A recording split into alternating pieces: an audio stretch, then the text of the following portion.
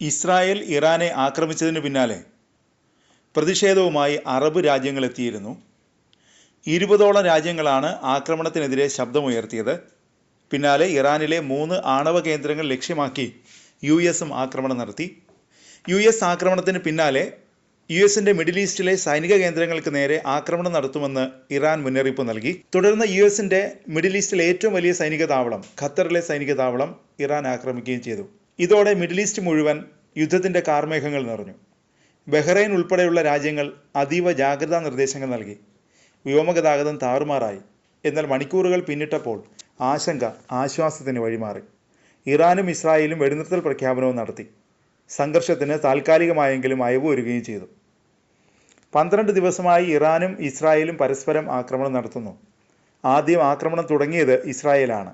ഇപ്പോഴിതാ ഇസ്രായേലിനെതിരെ വിമർശനം ഉയർത്തി സൗദി രാജകുമാരൻ മുഹമ്മദ് ബിൻ സൽമാൻ എത്തിയിരിക്കുന്നു. ഇറാൻ എന്തുകൊണ്ടാണ് US ബേസുകൾ ആക്രമിച്ചതെന്ന് സൗദിക്ക് മനസ്സിലാവുമെന്നാണ് MBS പറഞ്ഞത്. ഇറാൻ പ്രസിഡന്റ് മസൂദ് പെസഷ്കിനുമായി MBS ആശയവിനിമയം നടത്തി. മുസ്ലിം രാജ്യങ്ങൾക്കിടയിൽ ഭിന്നത വിതയ്ക്കാൻ US-ഉം ഇസ്രായേലും ശ്രമിക്കുകയാണെന്ന് പെസഷ്കിൻ സൗദി അറേബ്യയുടെ കിരീടാവകാശിയോട് പറഞ്ഞു. ഇറാനും ഇസ്രായേലും തമ്മിലുള്ള 12 ദിവസത്തെ സംഘർഷം ജൂൺ 24-ന് വെടിനിർത്തലിൽ അവസാനിച്ചിരുന്നു. പിന്നാലെയാണ് മുഹമ്മദ് ബിൻ സൽമാനുമായി പെസഷ്കിൻ സംസാരിച്ചത്. MBS-ഉമായുള്ള സംഭാഷണത്തിൽ പെസഷ്കിൻ തൻ്റെ അഭിപ്രായങ്ങൾ പറഞ്ഞു. അറബ് രാജ്യങ്ങൾക്കിടയിൽ ഭിന്നിപ്പിൻ്റെ വിത്ത് വിതയ്ക്കാനുള്ള ശ്രമത്തിലാണ് ഇസ്രായേലും US-ഉം. ഇത് മേഖലയിൽ ഐക്യം നിലനിർത്താനുള്ള ഇറാന്റെ ശ്രമത്തിന് തിരിച്ചടിയാണെന്നും പെസഷ്കിൻ അഭിപ്രായപ്പെട്ടു.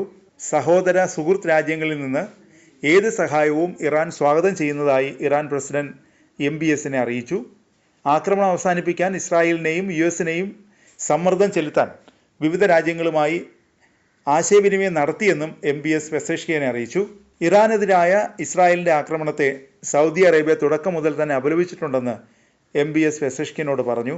മിഡിൽ ഈസ്റ്റിലെ മുസ്ലിം രാജ്യങ്ങളെയോ അവരുടെ മണ്ണിലെ US താവളങ്ങളെയോ ഇറാനെതിരായ കൂടുതൽ ആക്രമണങ്ങൾക്ക് ലോഞ്ച് പാഡുകളായി ഉപയോഗിക്കാൻ അനുവദിക്കില്ലെന്നും MBS പെസഷ്കിന് ഉറപ്പ് നൽകിയതായി റിപ്പോർട്ടുണ്ട്.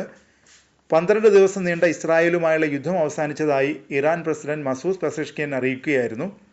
ഭീകരവാദികളായി ഇസ്രായേൽ തുടങ്ങിയ യുദ്ധം ഇറാൻ വിജയകരമായി അവസാനിപ്പിച്ചതായി പെസഷ്കിൻ പറഞ്ഞതായി ഇറാനിലെ മാധ്യമങ്ങൾ റിപ്പോർട്ട് ചെയ്തു.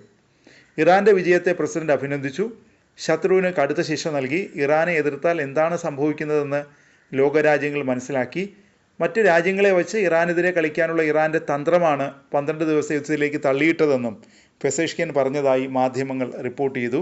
US ഇറാനിലെ ന്യൂക്ലിയർ ഫെസിലിറ്റീസ് ലക്ഷ്യമിട്ട് ആക്രമണം നടത്തിയതോടെ ഇറാൻ ഇസ്രായേൽ സംഘർഷം അതിസങ്കീർണമായ തലത്തിലേക്ക് ഉയർന്നിരുന്നു. പിന്നാലെ ഇതിനു മറുപടിയായി ഖത്തറിലെ US മിലിറ്ററി ബേസ് ലക്ഷ്യമാക്കി ഇറാൻ ആക്രമണം നടത്തി. ഇത് US-നെ അമ്പരപ്പിച്ചു എന്ന് വേണം കരുതാൻ. സംഘർഷം കൈവിട്ട കളിയായി മാറുന്നതായി US-ന് തോന്നിയിട്ടുണ്ടാവും. എന്തായാലും പിന്നാലെ വെടിനിർത്തൽ നീക്കവുമായി US മുന്നോട്ട് പോയി.